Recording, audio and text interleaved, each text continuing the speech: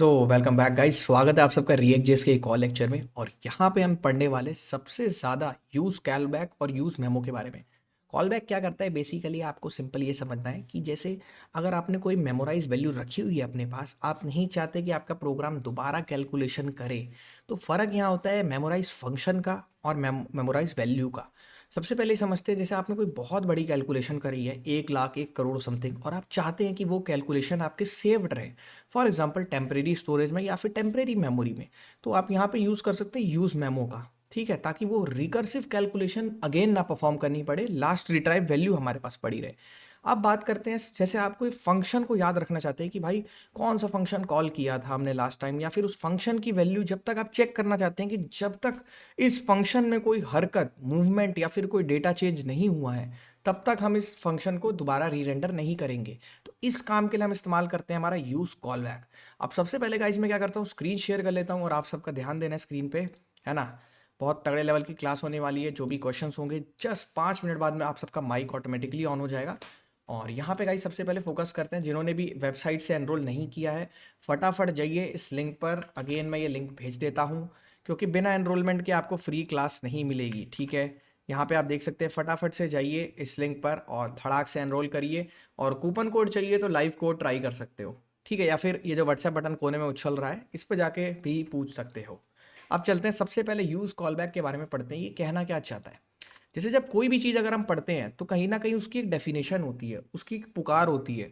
अगर आप कभी भी डेफिनेशन को अपने माइंड में रखेंगे तो आप कभी भी भूलने नहीं वाले हैं। तो मैं हर बच्चे से यही कहता हूँ कि कभी भी कोई चीज़ अगर याद करनी है, मेमोराइज करनी है, तो तुम ये मत सोचो कि कोडिंग इंटरव्यू में तुम रट्टा मार के चले जाओगे।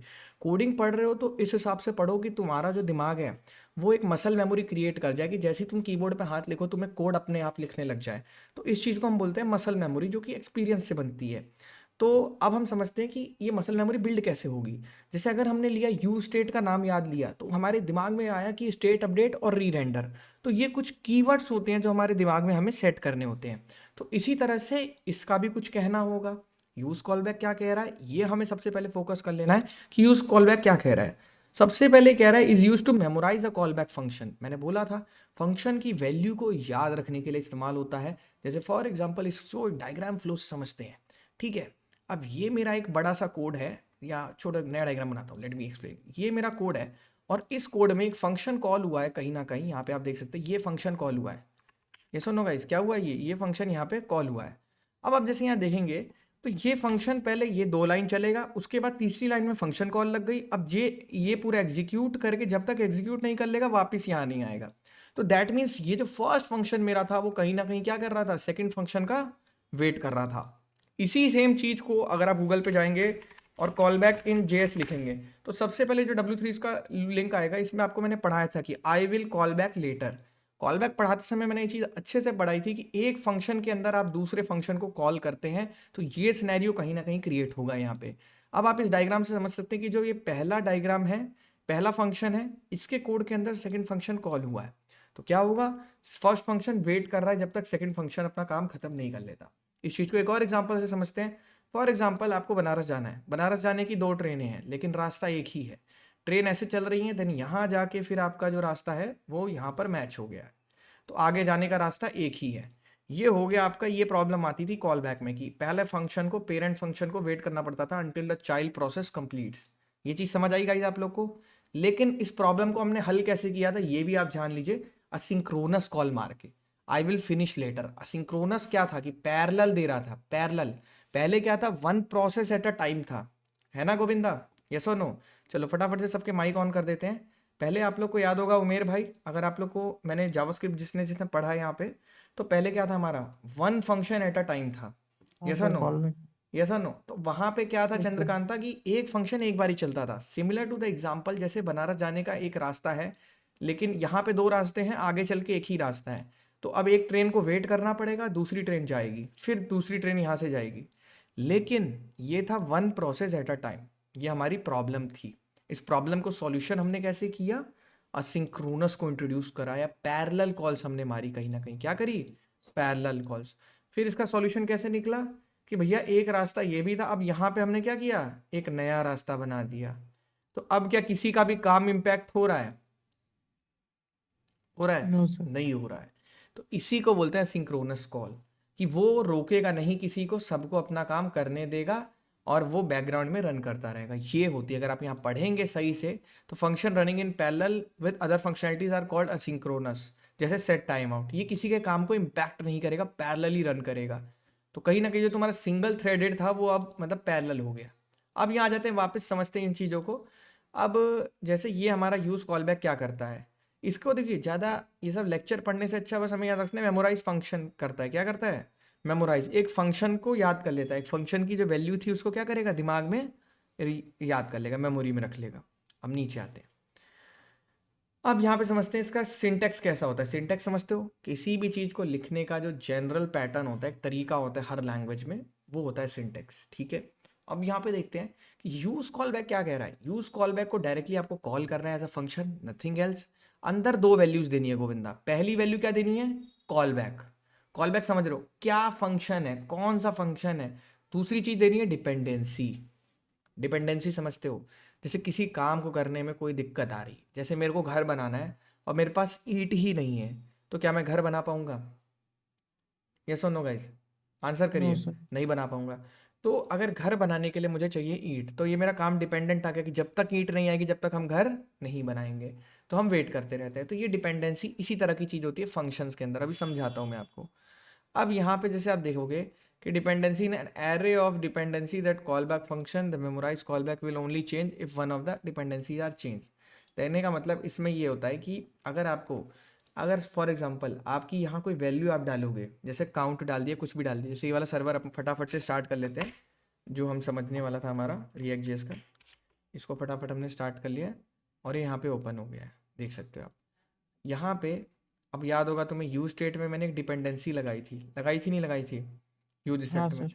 तो ये यहाँ पे जैसे तुम जाओगे, तो ये चीज़ क्या होती है? डिपेंडेंसी होती है। क्या होती है? डिपेंडेंसी की। इसकी जब डेटा चेंज होगा उस तब ही इसका काम चलेगा, तब तक ये नहीं चलेगा। समझ गए? जब तक हाँ सर। काउंट की वैल्यू चेंज नहीं होगी, जब तक आपका यूज इफेक्ट री रेंडर नहीं होगा, मतलब ऑटोमेटिकली ट्रिगर नहीं होगा, आई मीन। चलो अब यहाँ आते हैं, अब समझते हैं। यूज़ कॉल बैक है, डिपेंडेंसीज है। चलो ठीक है, ये बोल रहे हैं। अब नीचे आ जाते हैं, अब यहाँ समझते हैं the function that you want to memorize. Memorize, ये देखो स्पेलिंग गलत लिखी है, कैसे कर देते हो यार ये सब। देखो यहाँ पे सही लिखी है, मेमोइज, यूज टू मेमोइज। मेमोइज तो कुछ नहीं होता भाई, आर हटा दिया इन्होंने। चलो कोई नहीं, नाइस। अब देखो, N array of dependency for call back function, ठीक है कोई नहीं। अब यहाँ समझते हैं, इस चीज़ को चेंज करते हैं, टू डू का एग्जांपल देगा। हाँ, इस चीज़ को ध्यान से देखेंगे सारे बच्चे, पूछूंगा मैं थोड़ी देर बाद तुम लोग से। रिएक्ट का फ्लो पकड़ना है, सबसे पहले फ्लो कैसे पकड़ते हैं? रूट, रूट से। सर, हाँ हाँ। रूट से पकड़ते नहीं पकड़ते मृदुल? हाँ बता सर, नहीं रूट रहे हो से मृदुल? पकड़ते सैचुरेटेड हो गई है वेब डेवलपमेंट की फील्ड है, क्यों? नहीं सर, देख रहा हूँ, सुन रहा हूँ सर। भाई चीज़ें समझते चलो, यहाँ कुछ ऐसा नहीं हो रहा। संगीता और श्याम भी, समझ आ रहा है आपको? जी सर। या बिल्कुल ही बिगनर हो आप लोग? सर बिगनर हैं। बिगनर है, थोड़ा सा होल्ड ऑन करो, इस लेक्चर में समझने की कोशिश करो। यही सेम लेवल की क्लासेस होगी आपकी जब आप नए बैच में एनरोल करोगे, जो कि आपका 17 नवंबर से चालू हो रहा है। ठीक है, ये लिंक ऑलरेडी मैंने चैट में दे रखा है, परेशान होने की ज़रूरत नहीं है। यहाँ से जाके आप इस बैच में एनरोल कर सकते हैं। वहाँ पे आपको स्टार्टिंग से सारी चीज़ें पढ़ाई जाएगी। HTML पढ़ाया जाएगा, देन फिर CSS पढ़ाया जाएगा, देख सकते हो। HTML है, CSS है, टेलविंड है, ये सब मतलब दुनिया भर की चीज़ें आपको पढ़ाई जाएंगी लाइन बाय लाइन। ठीक है, पूरा आपको जॉब रेडी बनाया जाएगा 3 मंथ्स में। इस पेस के हिसाब से पढ़ाया जाएगा कि आप मार्केट स्टैंडर्ड में कोई भी जॉब ले पाओ। क्लियर है बच्चे? अब यहाँ वापस आते हैं। अब सबसे पहले समझते हैं कि ये जो हमारा कोड है, इस कोड में कहना क्या चाह रहे हैं। फ्लो से पकड़ा, सबसे पहले कौन सा फंक्शन कॉल हो रहा है? ये कॉल हो रहा है ना मृदुल? सर विदाउट इसको कॉल हमने बैक कंट्रोल एग्जाम्पल। एफ किया, कंट्रोल एफ किया और हम यहाँ गए विदाउट कॉल बैक एग्जाम्पल। देख सकते हो ये, यस और no? Yes yes sir. Sir. अब ये वाली हो गई। अब यहाँ पे जैसे अगर तुम देखोगे, तो जैसे ही इसमें तुमने यहाँ सर्च किया, ये यहाँ लिखा है। अब इसमें आओ जरा, इसको हटा दो। अब इसमें आओ, ये क्या कह रहा है? ये दो क्या है? ये हमें इग्नोर कर देना होता है, सीधा किस पे जाना होता है?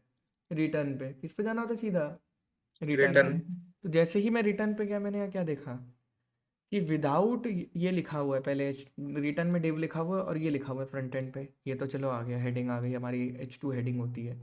यहाँ तक किसी को डाउट है? समझ आ रहा नो है कि जो H2 क्या होती है गाइस? H2 हमारी एक क्या होती है? हेडिंग होती सर है। हेडिंग टैग होता है। हेडिंग होती है, सिंपल टेक्स्ट है, इससे कोई कोडिंग से लेना देना नहीं ज़्यादा। यहाँ पे पैराग्राफ लिख दिया। पैराग्राफ क्या होता है? काउंट वन हार्ड कोडेड है, दैट मीन्स इतना पोर्शन हर बार दिखाई जाएगा। ये चीज़ क्या है? डायनेमिक है, वेरिएबल है। क्यों? ब्रैकेट्स में लिखी है। टाइम टू टाइम इसकी वैल्यू वेरी करेगी, that means time to time change होगी जब हम कोई कैलकुलेशन करेंगे। ठीक है। Yes yes sir. इसी तरह से काउंट टू भी हार्ड कोडेड है मृदुल, और ये वाला जो काउंट टू है ब्रैकेट के अंदर, ये क्या है? वेरिएबल है, डायनेमिक है, time to time value change होगी। हमने दो बटन बना रखे हैं, ये बटन आप देख सकते हैं, दो हमारे बटन है। किस बटन चीज़ के बटन है? बटन पहला बटन 1 है, दूसरा बटन 2 है। बटन 1 क्या करता है? On click 1 handle click 1 function को कॉल करता है, और बटन 2 क्या करता है? हैंडल क्लिक 2 हैंडल को क्लिक करता है। को कॉल तो कर। अब इनके फंक्शंस देख लेते हैं। ये फंक्शन है कॉन्स्ट फंक्शन, ये देखो इसको एरो फंक्शन बोलते हैं। अगर आप लोग को नहीं नॉलेज है एरो फंक्शन के बारे में, मैं आपको अभी पढ़ाता हूँ। एरो फंक्शन एक नया तरीका होता है फंक्शन का सिंटैक्स लिखने का। समझ रहे नहीं समझ रहे गाइस? क्या होता है यस एरो हाँ फंक्शन? सर। एक इट्स लाइक अ फंक्शन को ले न्यू वे, मतलब जैसे एक तरीका है। मेनली आप मान के चल लो, अगर एक तरह से आप समझ लो, कुछ नहीं है, बस एक सिंपल वे है किसी भी चीज़ को लिखने का। समझ रहे हो? हाँ सर। अब मैं आप लोग से क्वेश्चन पूछता हूँ, अब आप मुझे बताओ, ये हैंडल क्लिक 1 फंक्शन क्या कर रहा है? कौन बच्चा मुझे बता सकता है? काउंट वन का वन काउंट सर बढ़ाएगा एक से। एक करके इंक्रीमेंट करेगा वहाँ पे। क्या कर रहा है एक एक करके? इंक्रीमेंट काउंट करेगा। वन की वैल्यू बढ़ाएगा एक से।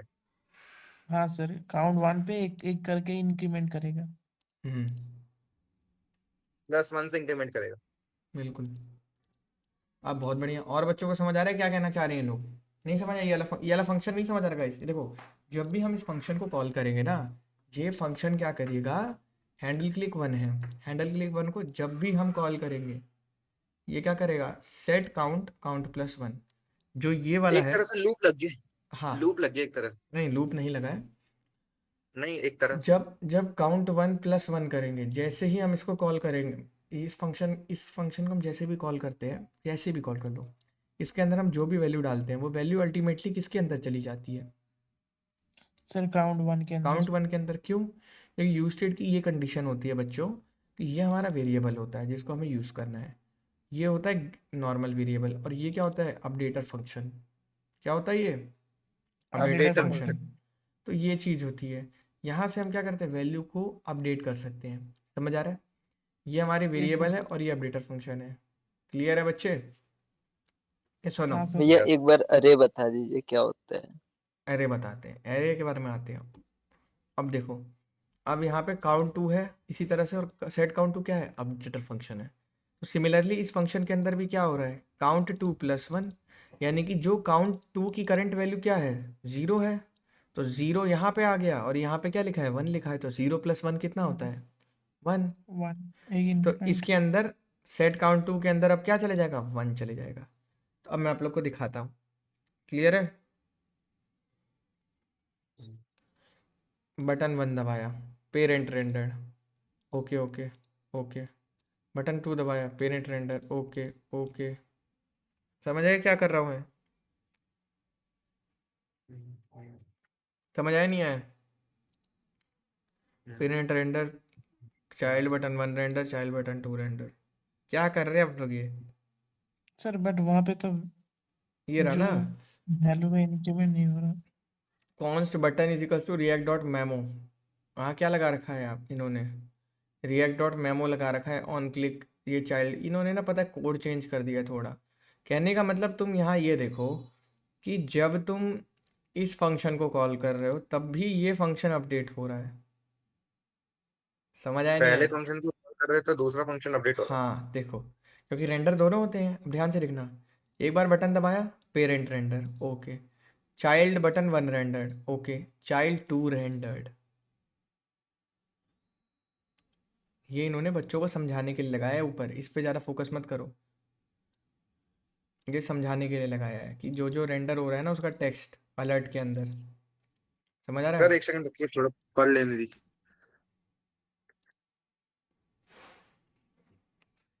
ये ऑन क्लिक का एक इवेंट है मिनट रुकिए। बेसिकली बटन के ऊपर, और यही सेम चीज़ अगर आप देखोगे कहाँ लग रखी है, यहाँ पे। ये HTML का बटन नहीं है, ये कौन सा बटन है? ये बटन कंपोनेंट है, समझ आया? जब इसका कलर यस येलो है और इसका भी कलर येलो है, क्यों? ये बटन नहीं था, ये क्या था? कंपोनेंट था। कंपोनेंट। इस कंपोनेंट के अंदर बटन बना रखा है, ये देखो बटन स्मॉल से बनता है, नोटिस किया है तुमने कभी मृदुल? बटन के अंदर बटन बना। हाँ सर। इसीलिए मैं कह रहा हूँ उस पर ज़्यादा तुम फोकस मत करो, वो नॉर्मल कोड है, बटन लिखा है और वहाँ पे प्रिंट किया है जो जो उसे कॉल कर रहा है। लेकिन तुम यहाँ ये चीज़ देख रहे हो कि हमने तो भैया बटन 1 दबाया था, हमने तो बटन 1 दबाया था। चलो पेरेंट रेंडर तो देखो यहाँ लिखा हुआ है, ये तो हमारे प्रोग्राम में है, चलो ठीक है। बटन 1 रेंडर ठीक, ये भी हो गया, हमने बटन 1 दबाया था। बट बटन 2 रेंडर्ड क्यों हो रहा है? सबसे बड़ा क्वेश्चन ये है कि बटन 2 क्यों रेंडर हो रहा है बाबा? ये बहुत बड़ी परफॉर्मेंस प्रॉब्लम थी कि जब हम एक पेरेंट को रेंडर कर रहे थे तो सारे चाइल्ड फंक्शन क्या हो रहे थे? री रेंडर कर रहे रेंडर। थे। तो इसको रोकने के लिए किसको बनाया गया? यूज कॉल बैक को, कि मेमोराइज करके रखिए कि भैया जब तुम्हारे अंदर कोई चेंज ही नहीं हुआ, बटन टू तुम्हारे अंदर जब कुछ चेंज ही नहीं हुआ तो तुम क्यों री रेंडर कर रहे हो भाई? इसको करने दो री रेंडर। तो क्या लग गया यहाँ पे? ये वाली चीज़ पढ़ाई थी ना मैंने अभी, यूज कॉल बैक लग गया। क्या लग गया? Use call back with function name and dependency array, किस वेरिएबल के चेंज होने पे तुम्हें री रेंडर होना है वरना नहीं होना है।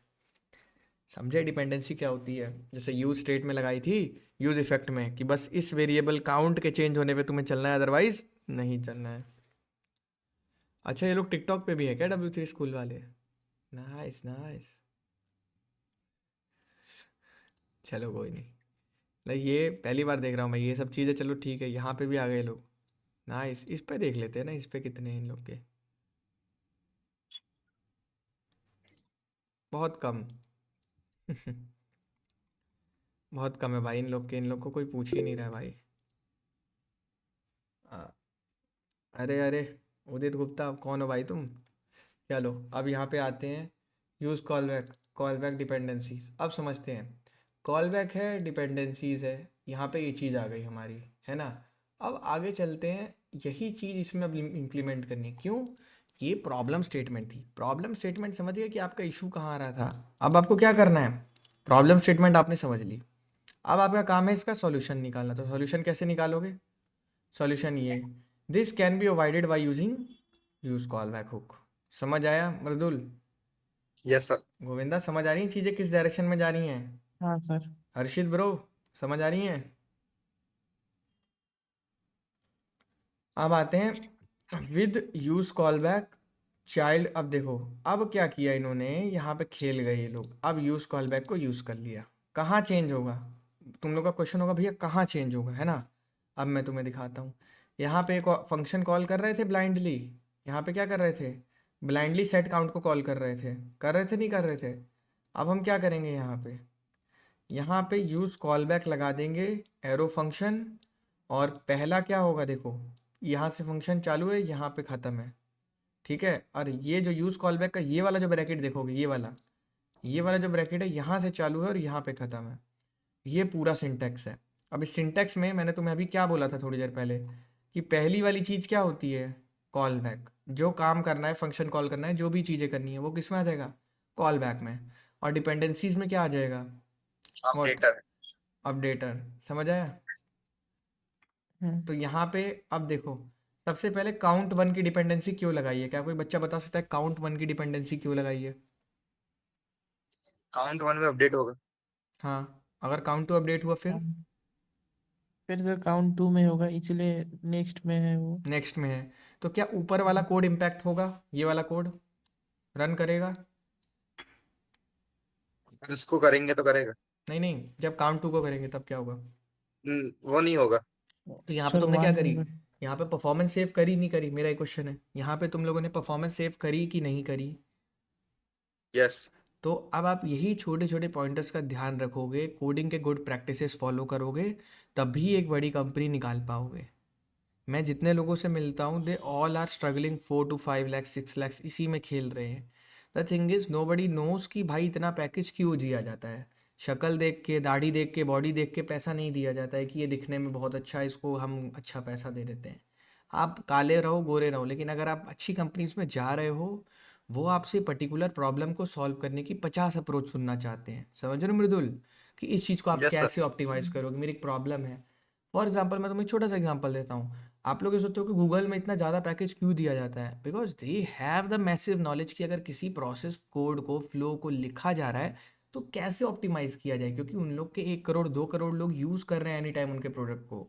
I know they have the best server, best data centres all among the world, उनके पास बहुत तगड़ी चीज़ें हैं, उनको ज़रूरत भी नहीं है, वो लोग घटिया से घटिया कोड भी लिखेंगे तब भी उनका तेज चलेगा, क्योंकि वर्ल्ड में सबसे फास्ट सर्वर है उनके पास। बट द थिंग इज तब भी वो ऑप्टिमाइज कर रहे हैं। तो वो जो बंदा सोच सकता है कि तह तक जाकर कि how can we optimize this set of code, जो बंदा बचपन से कोडिंग सीख रहा है और गुड प्रैक्टिसेस फॉलो करते आ रहा है, वो डिफरेंस क्रिएट कर पाएगा कि अपने सेम एज वालों से डबल पैकेज ले पाएगा, जस्ट बिकॉज वो अच्छी कंपनीज टारगेट करेगा और नेक्स्ट लेवल डेवलपमेंट पे फोकस करेगा। तो अभी तुम देख सकते हो काम दोनों कोड करेंगे तुम्हारे, ये कोड भी तुम्हारा वर्क करेगा, लेकिन ये एक्स्ट्रा रेंडर कराएगा। देखो 1 को तुमने कॉल किया, 1 रेंडर हुआ, ठीक है, 2 भी रेंडर हो गया। Here is the problem, time ज्यादा लगेगा। टाइम ज़्यादा लगेगा, परफॉर्मेंस बेकार होएगी, सर्वर पे लोड पड़ेगा। लाइक कल वाला सिचुएशन उठा लेते हैं, जैसे हम अपनी वेबसाइट रन करते हैं अंडररेटेड कोडर, इसमें आप अगर जाओगे तो बहुत लंबा लाइन का कोड है। कम से कम मैंने जो अमेजोन कोड गुरु पे देखा था मैंने, लगभग 6 लाख लाइन ऑफ कोड है। I don't know how it is telling. बहुत सारे कंपोनेंट्स है, बहुत सारे नेस्टेड कोडिंग करी गई है, हमारी पूरी टीम लगी थी इसमें। तो अब मैं आपको बताता हूँ ये ऐसा क्यों हो रहा है। अब मैं आपको छोटी सी चीज़ बताता हूँ।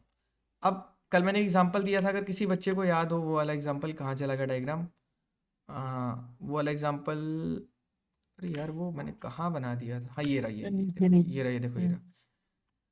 पहले क्या होता था, ये लोग PHP यूज़ करते थे, .NET यूज़ कर सकते थे, या कुछ भी जावा के उल्टे सीधे टेम्पलेट स्ट्रिंग्स वाले मतलब यूज़ करते थे वो सारे फ्रेमवर्क्स, ठीक है। अब एक बात समझते हैं, तुमने एकदम घटिया लेवल, तुम्हारे पास बहुत तगड़ा सर्वर है, AWS का बहुत तगड़ा ECR है, बहुत तगड़ा, ठीक है। तुम यहाँ बहुत पैसा दे रहे हो और तुम्हारी कोडिंग स्किल्स इतनी है, कोडिंग क्वालिटी इतनी है, थ्रू आउट द कोड बहुत स्लो चल रही है, एजेक्स jQuery लगा रखी है तुमने, तो तुम्हारी जो वैल्यू मिलेगी वो कितनी मिलेगी, 1। क्यों? क्योंकि तुम्हारा सर्वर बहुत तगड़ा है। समझना इस चीज़ को, तुम्हारा कोड बहुत बेकार है लेकिन तुम्हारा सर्वर बहुत अच्छा है। हमने क्या किया है, हम पे इतना पैसा नहीं है भाई, सीधी सी बात है, we are already running startup, हमारे पास छोटा सर्वर है, ठीक है, अच्छा सर्वर है, मतलब बढ़िया सर्वर माना जाता है, इससे बहुत लोग अपना काम कर रहे हैं, अच्छा सर्वर है। देन इसके बाद क्या है, कोडिंग भी हमारी अच्छी है, Next.js है, SEO फ्रेंडली है, सर्वर साइड रेंडरिंग है, और बहुत सारी चीज़ें हैं, क्लाइंट साइड कैशिंग है, 10 स्टैक क्वेरी थ्रू नक्स से हमने डेटा मैनेजमेंट कर रखा है।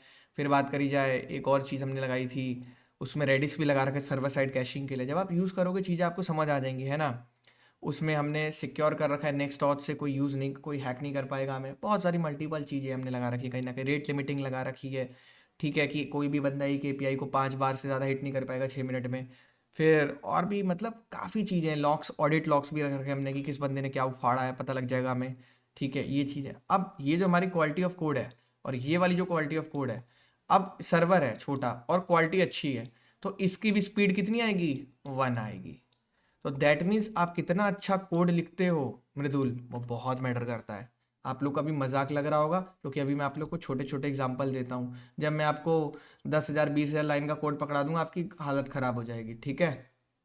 समझ रहे हो नहीं समझ रहे हो? तो ये चीज़ समझो कि सर्वर छोटा भी रहेगा और कोडिंग अच्छी रहेगी तो बहुत पैसे बचा सकते हो तुम अपने कोड के थ्रू। और हमने किया है, हमें पता है क्यों, क्योंकि हमारे मंथली 25,000 यूज़र आते हैं वेबसाइट पे। अगर आपको गूगल एनालिटिक्स रिपोर्ट देखनी है वो भी मैं आप लोग को दिखा सकता हूँ, ठीक है। अभी हम लोग का थोड़ा दिवाली की वजह से डाउनफॉल चल रहा है, वैसे आप देखोगे तो बहुत सारे, मतलब अभी देख सकते हो 2.9 लाख, अभी हम 6 बंदे बैठे हुए हैं वेबसाइट पे, तो इट्स लाइक बहुत तगड़ा फ्लो चलता है। लेकिन आप यहाँ समझो कि कोडिंग बहुत मेजर रोल प्ले करेगी मृदुल, समझ रहे हो गोविंदा। आप भी वही कोड लिखोगे, हाँ सर। मृदुल भी वही कोड लिखेगा, लेकिन क्या पता इसकी अप्रोच आपसे बेटर हो। तो कोडिंग पे फोकस करो, ये मत फोकस करो कि दुनिया AI इस्तेमाल कर रही है, प्रोजेक्ट बना रही है, बस किसी तरह से चिपकाना है, नहीं। अभी तुम्हें लगेगा कार्तिक भाई क्या बकवास कर रहे हैं, मुझे तो नहीं सही लगती, बट अगर तुम एफिशिएंट कोड लिखना समझोगे, आज फॉर एग्जांपल मैं जैसे काम करता हूँ, मैं डेवलपमेंट करता हूँ, तो मैं ऐसा नहीं कि भाई मैं इनिशियली से लिखने बैठ जाता हूँ, लेकिन मैं पहले R&D करता हूँ जैसे मेरे पास क्लॉड का कंपनी ने सब्सक्रिप्शन दे रखा है, जेमिनाई हाँ सर 2.5 प्रो मैंने खुद से ले रखा है फ्री में, गिटहब हाँ कोपायलट मेरे को कंपनी ने दे रखा है। तो आप देख सकते हो जैसे ये सारी चीज़ें जो होती है, गिटहब कोपायलट है मेरे पास कंपनी का, ठीक है, क्लॉड का सब्सक्रिप्शन है, सोनेट 4.5 का, 2.5 प्रो है। तो मैं अलग अलग एआई मॉडल से कोई प्रॉब्लम को सॉल्व करने की बेस्ट अप्रोचेस पूछता हूँ, वो मेरे को बेस्ट अप्रोच बताती है, हर प्रो एंड कॉन्स बताती है, किस में कैशिंग है, किस में लोकल स्टोरेज यूज़ कर रहे हैं, किस में सेशन स्टोरेज यूज़ कर रहे हैं, व्हाट आर द अप्रोच, इसका फ्यूचर क्या है, अगर इसके टॉप ऑफ आपको और कोई डेवलपमेट करनी पड़ी तो क्या इसको हटाना पड़ेगा। तो ये सारी चीज़ें मैंने सीखी हैं कि पहले मृदुल तुम एआई से रिसर्च करो, समझ रहे हो, यस पहले बेस्ट प्रैक्टिसेस देखो गोविंदा कि एक काम को करने का, इस चीज को रोकने का और क्या तरीका है। होता क्या है, मुझे जब मैं स्टार्ट करा था मुझे नहीं पता भाई यूज कॉल बैक भी मैं इसमें लगा सकता हूँ, मैं तो भैया इसी वाले कोड से खुश हो जाऊंगा कि मेरा काम तो हो गया। लेकिन एक चीज होती है कंपनीज में जिसको हम बोलते हैं कोड रिव्यू। कोड रिव्यू का क्या मतलब होता है मृदुल, जैसे आप जो कोड लिखोगे एज अ जूनियर रिसोर्स, तो I am the senior resource, मैं आपका कोड रिव्यू करूंगा। आपका कोड चल रहा है मृदुल, दैट्स गुड, बट क्या आपने सही से कोडिंग करी है, सिक्योरिटी है आपके कोड में, क्या कोई डेटा लीकेज हाँ तो नहीं है, क्या कोई ओके मतलब एक्सेस तो नहीं कर लेगा आपके डेटा को, एपीआई इनसिक्योर तो नहीं है। बहुत सारी चीज़ें होती हैं, ठीक है। तो कंपनीज में ध्यान रखना कि अगर प्योर प्योर कोडिंग की कंपनीज में जाओगे, जो प्योर कोडिंग करती हैं, प्रोडक्ट बनाती हैं या फिर जो भी करती हैं, तो वहाँ पे तुम्हें अच्छा पैकेज, बहुत अच्छा पैकेज निकाल सकते हो। मैं अभी बता रहा हूँ, मैं अपने कॉलेज टाइम पे था, उस टाइम मुझे इसकी वैल्यू नहीं समझ आती थी। आज इसीलिए मैं स्पेशल इस पर इतना लंबा भाषण दे रहा हूँ क्योंकि मुझे अब इसकी वैल्यू समझ आती है।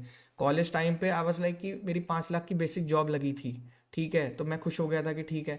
लेकिन मेरे से गधे गधे बंदे थे जिनकी मेरे से अच्छी लगी थी, क्यों, क्योंकि वो बीटेक के करिकुलम पे फोकस ना करके ये प्योर कोडिंग पे फोकस करते थे, अप्रोचेस में, डीएसए में एंड चीज़ों में। तो उनके पास एक प्रॉब्लम को सॉल्व करने का 3 टाइप का दिमाग था, ब्रूट फोर्स अप्रोच थी, बहुत सारे अप्रोच वो लगाते थे। तो उस हिसाब से मैं तुम लोग को छोटी छोटी चीज़ें बोलता हूँ, नोटिस करा करो। अगर मैं किसी चीज़ पे फोकस कर रहा हूँ तो उन पे ध्यान दिया करो, क्योंकि कोडिंग सब करते हैं बट प्रैक्टिसेस लोग फॉलो नहीं करते हैं। इस वजह से जब इंटरव्यूज़ होते हैं अच्छी कंपनीज के, तो वहाँ तुम ये चीज़ बोल ही नहीं पाओगे कि क्या करना है, समझ रहे हो मृदुल। तो कुछ यस बच्चे सर हर समझ बैच गया में मैं पूरी तैयार करता हूँ और उनको जॉब रेफरल देके अच्छी कंपनीज में लेके जाता हूँ। तो बस तुम लोग ये ध्यान रखो, डीएसए थोड़ी मोड़ी आएगी चलेगा, फुल स्टैक पूरा आना चाहिए नेक्स्ट जेएस के साथ। और डेवलपमेंट करोगे तो वो तुमसे पूछेगा बंदा कि तुमने जब डेवलपमेंट करी थी तो तुम्हें क्या क्या चैलेंजेस फेस हुए थे, बिहेवियरल क्वेश्चंस होते हैं ये। तो इन सब का आंसर जब ही कर पाओगे जब तुम ऐसा कुछ फाइंड करोगे कि हाँ सर मेरा कोड चल रहा था, बट मैंने अपने कोड में ना सर यूज़ कॉलबैक का यूज़ किया, और सर मैंने उसको डिपेंडेंसी लगा के उसको रिफाइन कर दिया, तो सर मेरा क्या है ना, 2 सेकंड का टाइम बच गया रेंडर होने में मेरे कंपोनेंट को। तो ये आप बता सकते हो। तो ऐसे ही आंसर वो सुनना चाहता है, समझ रहे हो बंदा, क्योंकि हम खुद ओके। इंटरव्यू लेते हैं, हमें पता है कि सामने वाला बंदा क्या बोलना चाहता है। समझ रहे नहीं समझ रहे। यस सर समझ ओके। गया तो पूरा थोड़ा सा ना आप रिवर्स इंजीनियरिंग अप्रोच लगाओ। आज हम यहाँ सब पढ़ रहे हैं, मैं कोई आपका टीचर नहीं हूँ, प्रोफेसर नहीं हूँ, इंटरनल देने बैठा हूँ। मेरा काम सीधा है आपको जॉब तक ले जाना। आप वेबसाइट पे जाओगे, हम स्टार्ट करते हैं HTML पे, एंड कहाँ करते हैं, जॉब पे, इंटरव्यू पे, रिज्यूमे पे। क्यों, क्योंकि एट द एंड भैया सबको चाहिए पैसा, ठीक है। पैसे के बिना क्या करोगे आप, यहाँ टाइम पास करोगे। आप मार्केट में रिसर्च करके आना, इससे तगड़ा लाइव क्लास आपको कहीं नहीं मिलेगा, मैं आपको गारंटी दे सकता हूँ। क्यों गारंटी दे सकता हूँ, नेक्स्ट जेएस है, नोड जेएस है, प्रिज्मा है, सुपाबेस है, वो छोड़ दो, शैट CN UI है, वर्सल डिप्लॉयमेंट तक है।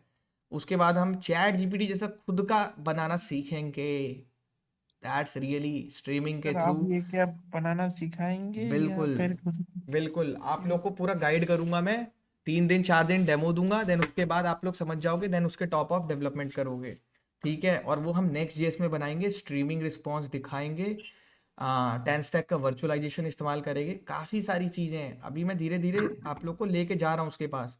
अभी आप लोग रिएक्ट में ही फंसे हुए हो, समझ रहे हो। तो थोड़ा सा समझो कि अभी बहुत आगे दौड़ना है। तो अप्रोचेज याद करो कि क्यों मैंने इस पर फोकस करवाया है, ठीक है, क्योंकि ये क्या करेगा, आपकी परफॉर्मेंस बचाएगा। आप कोई भी फिनिश प्रोडक्ट इस्तेमाल करना, चैट जीपीटी को, जेमिनाई को, देखते हो कितना फास्ट चलता है वो। तुम्हारा हाँ हाँ। प्रोजेक्ट उतना फास्ट क्यों नहीं चलता है, क्योंकि हम लोग गलतियां करते हैं प्रोग्रामिंग में और हमें कभी रियलाइज नहीं होती है। आज मेरे को रियलाइजेशन होता है, that's why I am telling you all, ठीक है। क्योंकि माइंड में आता होगा कि एक बंदा 4 लाख पे काम कर रहा है, 40 लाख पे काम कर रहा है, क्यों कर रहा है वो, ठीक है। प्रोजेक्ट बनाने से कुछ नहीं होता, ऑप्टिमाइजेशन करने से होता है। कंपनीज में लाखों रुपए खर्च किए जाते हैं एसक्यूएल की क्वेरी को रिफाइन करने के लिए ताकि प्रोजेक्ट तेज चले। ठीक है, बहुत सारी चीज़ें, प्रोडक्ट बेस्ड कंपनी में काम करोगे तो थोड़ा जानोगे चीज़ों को। ठीक है, अब आ जाते हैं यूज़ मेमो पे। समझ आया कि क्यों हम यूज़ कॉलबैक इस्तेमाल करते हैं? डिपेंडेंसी लगाते हैं, हाँ जब तक हाँ भैया तू रीरेंडर नहीं हुआ है तब तक तेरे को नहीं छेड़ेंगे हम। तो ये होता है सिंपली। आपको यहाँ क्या करना होता है यार यूज़ कॉलबैक में, यहाँ पे आपको सिंटेक्स दोबारा से चेक करो। यूज़ कॉलबैक लगाना है, एरो फंक्शन ट्रिगर कराता है। यहाँ तो देखो जो हमारा कोड था पुराना वाला, वो यहाँ से कोड हमने सेम ही रखा है, तो ये कोड आपको यहाँ चिपका देना है यहाँ तक। देन फिर कॉमा लगा के स्क्वायर ब्रैकेट्स में डिपेंडेंसी देनी है। डिपेंडेंसी क्या, कि जब जब काउंट 1 अपडेट होगा तब तब ये फंक्शन रीरेंडर होगा, वरना नहीं होगा। समझ आया? क्योंकि क्या हाँ होता है सर। जब आपका फंक्शन रीरेंडर होने लगता है, तो जैसे इंडियन फ्लो क्या होता है, लेफ्ट टू राइट हम लोग पढ़ते हैं। ठीक है, तो लेफ्ट टू राइट जितना भी आपने कोड लिखा है वो सारा डॉम में रीरेंडर होना चालू होता है ऐसे। तो इसमें क्या होता है, ये वाली चीज़ भी चली जाती है जिसको हमने चेंज किया ही नहीं है। तो ये वाली चीज़ जब हम इस बटन को क्लिक करेंगे तो सेम रहेगी। अब एग्जांपल देखते हैं, मैंने बटन 1 को क्लिक किया, पेरेंट रेंडर आया, ठीक है, पेरेंट 1 रेंडर आया, ठीक है, ओके। और पुराने वाले में क्या आता था, बटन 1 को कॉल किया, पेरेंट रेंडर आया, ओके, पेरेंट 1 रेंडर आया, ठीक है, चाइल्ड 1, चाइल्ड चाइल्ड रेंडर 2 भी आ गया। तो that means that's a performance issue, somebody needs to inspect the issue, debug the issue. तो ये चीज़ होती है। ठीक है, अब आ जाते हैं यूज़ मेमो पे। मेमो उसी का भाई है। आधे लोगों को पता ही नहीं होता है कि मेमो और कॉल बैक में फ़र्क क्या है। ये होता है फंक्शंस को पकड़ने के लिए, और ये किसको होता है, एक वैल्यू को पकड़ने के लिए, मेमोरीज मेमोरीज को मेमोरी एक वैल्यू पकड़ने के लिए। जैसे मेरे भाई ये कोड देख, इस कोड में कुछ भी अलग नहीं है, कुछ भी अलग नहीं है। ये होती है सबसे बड़ी परफॉर्मेंस इशू जो मैं अभी तेरे को बताने वाला हूँ। ये कैलकुलेशन देख लूप का कितना बड़ा नंबर है। आई डोंट थिंक जितना भी हो 10 करोड़ हो, मुझे गिनने की ज़रूरत नहीं, बट मुझे पता है बड़ा नंबर है कि नहीं। अब इतनी बार तू हर बारी लूप चलाएगा, कुछ मिली सेकेंड्स लगेंगे, टाइम लगेगा। फंक्शन को कंपाइलर बोलो, इंटरप्रेटर बोलो, टाइम लगेगा प्रोसेस करने में। क्या हम हर बार इसको दोबारा से टाइम लगाएंगे? ये सुनो, दोबारा से टाइम लगाएंगे? अब मैं आपको एक चीज़ बताता नो हूँ छोटी सी। हम एक पीओसी बना रहे थे अपना पर्सनल, हमारे टीम में काफ़ी क्लैशेस भी हो, कोई कुछ बोल रहा है, कोई कुछ बोल रहा है। आपको मैं बताता हूँ एक बहुत अच्छी चीज़, रियल लाइफ की चीज़ जो मेरे साथ हुई है। ठीक है, हम जब अपना प्लेटफॉर्म बना रहे थे तो हमने बहुत पहले स्टार्ट किया था, हम खाली कोर्स बेचा करते थे। बाद में हमने ये road map, free course, quiz whiz, blog, mentorship, ये सब जॉब वॉब वाली इतने सारी फंक्शनैलिटी भर दी एडमिशन वाली। शुरू में हमारे पास कुछ नहीं था, सिर्फ कोर्स बेचते थे। तो जब हम ये लॉगिन वाली चीज़ ला रहे थे ना मृदुल, तो हमारी टीम के बीच फाइट हुई कि नेक्स्ट ऑथ नहीं इस्तेमाल करेंगे, ये करेंगे, वो करेंगे, ऐसे करेंगे, वैसे करेंगे, सुपर बेस का ऑथ इस्तेमाल कर सकते हैं, ये कर सकते हैं, वो कर सकते हैं। मेरा एक ही पॉइंट था शुरू से, हमें चाहिए परफॉर्मेंस तगड़ी। फॉर एग्जांपल, कोई भी जेनजी बच्चा मृदुल जैसा मेरी वेबसाइट पे आ रहा है, तो अगर मेरी वेबसाइट स्लो होगी कि वो दोबारा आएगा कभी वापस? नहीं आएगा। नहीं आएगा। सबसे पूछ रहा हूँ मैं, यस और नो गाइस, वैलिड पॉइंट दे रहा हूँ नहीं दे रहा हूँ, बताओ। यस नहीं आएगा। सर्वर पे पैसे लगाने के लिए मैं तैयार हूँ, लेकिन अगर वो वैसा कर देगा परफॉर्मेंस तो कोई आएगा नहीं आएगा। तो बहुत सारे टाइप के गूगल लॉगिन होते हैं, क्लर्क होता है, ये होता है, वो होता है, बहुत सारे टाइप के होते हैं। अब मैं आपको एक चैलेंज दे रहा हूँ, आप लोग को एक चैलेंज आजमाना है। आप किसी भी वेबसाइट पे जाइए, किसी भी वेबसाइट पे जाइए, आप जब ये वाली चीज़ ट्रिगर करिएगा और जैसे ही आप साइन इन का जब पेज दबाएंगे और इस पे आएंगे, आप डिले नोटिस करिएगा इसमें कितना डिले आता है। और जब आप हमारी वेबसाइट पे जाएंगे तो आपको डिले आप नोटिस करिएगा। जैसे ही आप लॉग आउट फॉर एग्जांपल, या किसी एक ऐसे राउट पे आप जाने की कोशिश करते हैं जहाँ पर लॉगिन चाहिए, नोटिस करना, एक चीज़ नोटिस करना, ये क्या है, underratedcoder.com है। चलो तुम लोग कहोगे, मैं दोबारा दिखा देता हूँ, हार्ड रिफ्रेश कर लेता हूँ। ठीक है, यहाँ से देखो हार्ड रिफ्रेश होता है, यहाँ पे देर तक दबा के रखोगे ना, देर तक, तो हार्ड रिफ्रेश का ऑप्शन आता है। आ नहीं रहा इसमें, चलो दोबारा रिफ्रेश कर लेते हैं। अब देखो इस वेबसाइट पे मैं आया। अब मैं तुम्हें चैलेंज दे रहा हूँ, कोई भी वेबसाइट सर्च कर लेना जो नेक्स्ट जेएस में नहीं बनी हुई है, तुम्हें पता लग जाएगा नेक्स्ट जेएस कितना पावरफुल है। कोडिंग पे जाना, फ्री कोर्स है, क्लिक करो। आपने नोटिस किया जैसे ही तुमने क्लिक किया गूगल का पॉपअप आ गया, तुम कोई भी गीक्स फॉर गीक्स पे ट्राई करना, W3 स्कूल पे ट्राई करना, कोडिंग निंजास में ट्राई करना, स्केलर में ट्राई करना, न्यूटन स्कूल में ट्राई परफॉर्मेंस करना, बहुत फास्ट है, कहीं भी फास्ट ट्राई होता कर लेना तुम्हें पता लग जाएगा कि क्या होता है जादू। आप ये चीज देखो, जैसे ही आपने फ्री कोर्स पे क्लिक किया, खटाक से है वहां क्या होगा, पहले है, घूमेगा। घूमेगा। हाँ sir. API real time data socket सब लगा हुआ है, तब भी चल रहा है। अब मैं आपसे पूछ रहा हूँ कैसे हो रहा है ये कैसे हो रहा है। आप यहाँ जा रहे हो, तुरंत आप एनरोल नाउ पे क्लिक करो, कैसे हो रहा है ये खट से। ये पावर है कोडिंग की, ये पावर है। मेमो मेमो लगाए। मेमो नहीं कह सकते इसे, इसे मैं रिवील नहीं कर सकता चीजें, बस मैं तुम्हें बता रहा हूँ कि बहुत हमारी भसड़ हुई थी इस चीज पे। बहुत तगड़ी चीज लगाई है। पहले हमने सब ट्राई किया, सुपर बेस और ट्राई किया, हमने गूगल का ओरिजिनल जो लॉगिन ऑथ होता है वो भी ट्राई किया, क्लर्क भी ट्राई किया, then finally we are Next auth बहुत तगड़ा है, आप सबको यूज़ करना चाहिए एंड इट्स रियली गुड। मैंने अपनी कंपनी में सीखा ये सारा काम 1 साल में, उससे पहले मुझे कुछ नहीं आता था, आई विल ब्लाइंडली से कुछ नहीं आता था मुझे। तो अब मैं तुम्हें बताता हूँ क्यों ऐसा हुआ है, और इसकी बहुत सारे कारण होते हैं। तुम कोई भी वेबसाइट पे जाना और जैसे कुछ उल्टे सीधे पेज एक्सेस करने की कोशिश करना जहाँ पे गूगल चाहिए ही चाहिए, या फिर तुमने कभी कभी वाली वेबसाइट ट्राई करी है, पीडीएफ बनाते हो, जैसे ही डाउनलोड करते हो गूगल पे भेज देता है कि लॉगिन करो, हाँ उसके सर। बाद तो नोटिस करना, सही। लोडिंग आएगी ही आएगी, नोटिस कर लेना तुम। तो ये फायदा है नेक्स्ट जेएस का, ये फायदा है नेक्स्ट जेएस का। अब जो बंदा समझ गया है उसको अब दोबारा कभी समझाने की जरूरत नहीं पड़ेगी। अब आते हैं यूज मेमो का। और नेक्स्ट जेएस इज नथिंग यार, just we can say the full stack framework of React पे ही हमने मूव ऑफ किया है। एक कंप्लीट फ्रेमवर्क है नेक्स्ट जेएस। अगर आपको नेक्स्ट जेएस आती है, I don't think so software development में आपको कुछ भी सीखने की जरूरत है उसके बाद, ठीक है, क्योंकि नेक्स्ट जेएस बहुत पावरफुल है। आधे लोग उसकी यूटिलाइजेशन जानते ही नहीं कि असलियत में वो कितना पावरफुल है, ठीक है। बहुत सारी चीज़ें हैं, आप लोग रिसर्च करा करो थोड़ा, ठीक है। अब आते हैं यूज़ मेमो के बारे में। यूज़ मेमो ऐसी कौन सी चीज़ है भैया, तुमने लूप चला दिया इतना बड़ा 10 करोड़ तक का, तो हर बार क्या मैं दोबारा चलाऊंगा इसे, तो ऐसे मेरी वेबसाइट फास्ट होगी? नहीं, अप्रोच चेंज करने की ज़रूरत है। अप्रोच क्या है यार, इसमें तुम लास्ट में एक ही तो जोड़ रहे हो हर बार, क्या कर रहे हो तुम, हर बार एक एक जोड़ जोड़ के इतना बना रहे हो। तो हम क्या करेंगे, पहली बार इसे चलाएंगे, ध्यान से सुनना, अप्रोच सुन लो आप सारे बच्चे ध्यान से। हम इसमें क्या करेंगे, पहली बार हम इसको चलाएंगे पूरा, मृदुल, पूरा चलाएंगे, हाँ सर। और फिर हम इसकी वैल्यू को क्या कर लेंगे, याद कर लेंगे।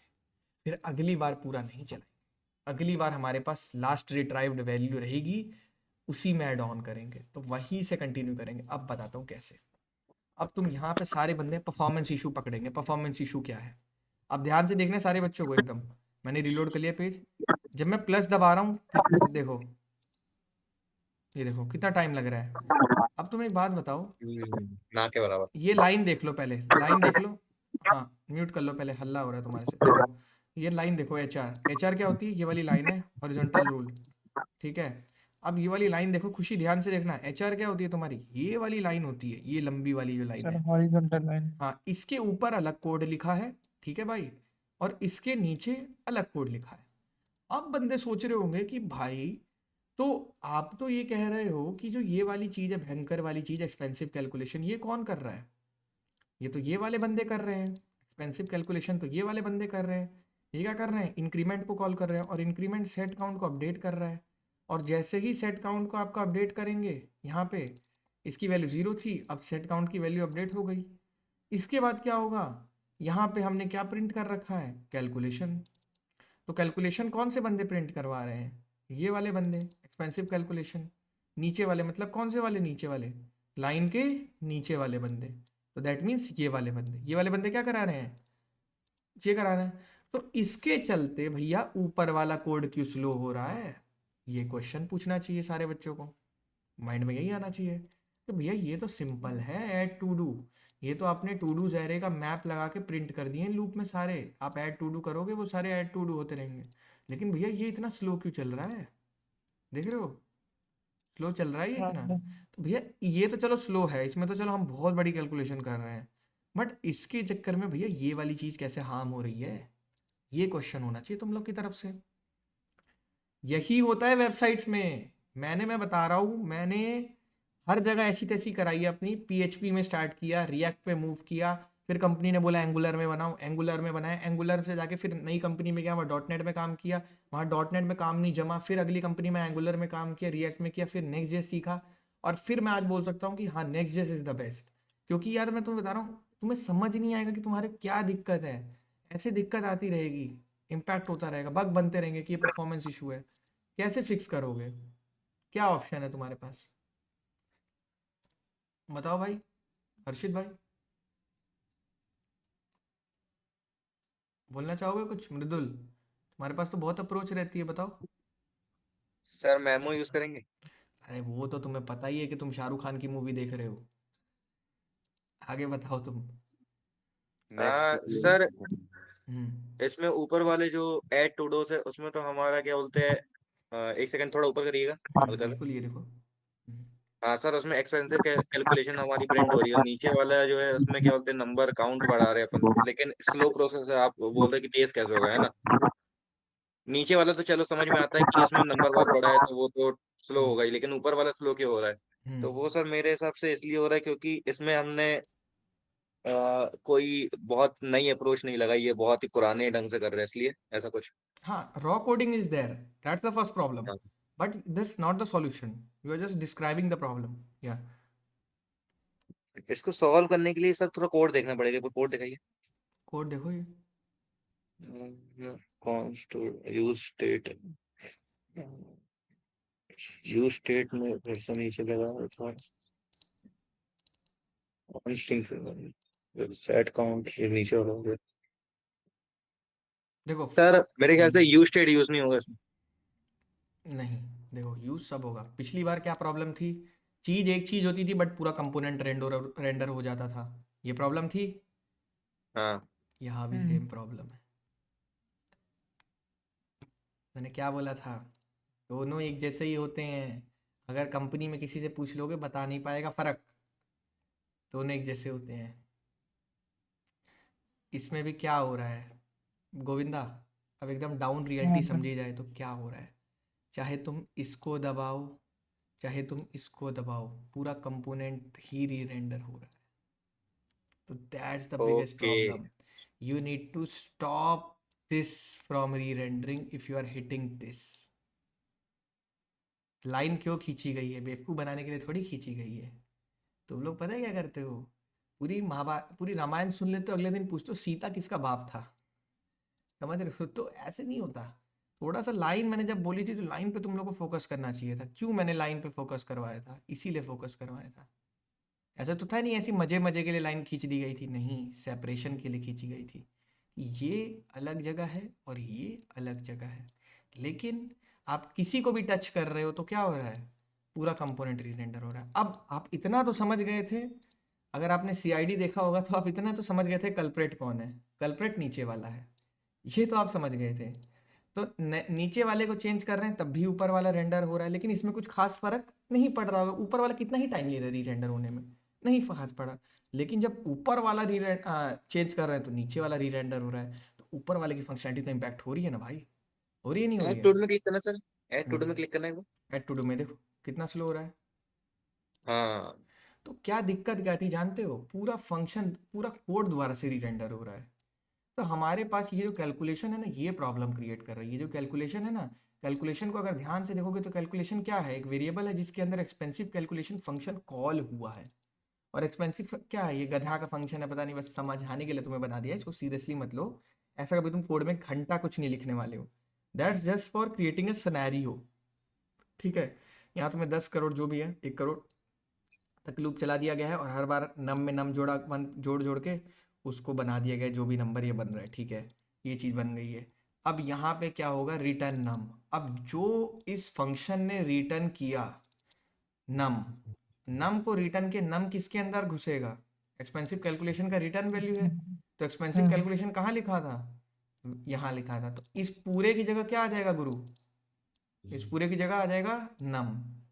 नम जो आपने रिटर्न किया वही तो आता है। फंक्शन का क्या होता है? आपने फंक्शन कॉल किया, तो फंक्शन में आपने कॉल किया, फंक्शन यहाँ पे गया, यहाँ पे वैल्यू लेकर गया नम, और वो अपना प्रोसेसिंग किया, लूप घूमा 1 लाख 2 लाख मतलब जितना भी 10 लाख बार, और ये रिटर्न किया नम। तो रिटर्न जो नम होगा जो वैल्यू, वो कहाँ जाके बैठ जाएगी? इस पूरे की जगह जाके यहाँ पे बैठ जाएगी। बैठ जाएगी नहीं बैठ जाएगी? और हाँ सर। अगर जब वो यहाँ बैठ गई है मृदुल, तो इसका मतलब क्या है कि वो कैलकुलेशन की वैल्यू हो गई। और कैलकुलेशन की वैल्यू क्या हो रखी है मृदुल? यहाँ पे प्रिंट हो रखी है फ्रंट एंड पे। तो समझ आया?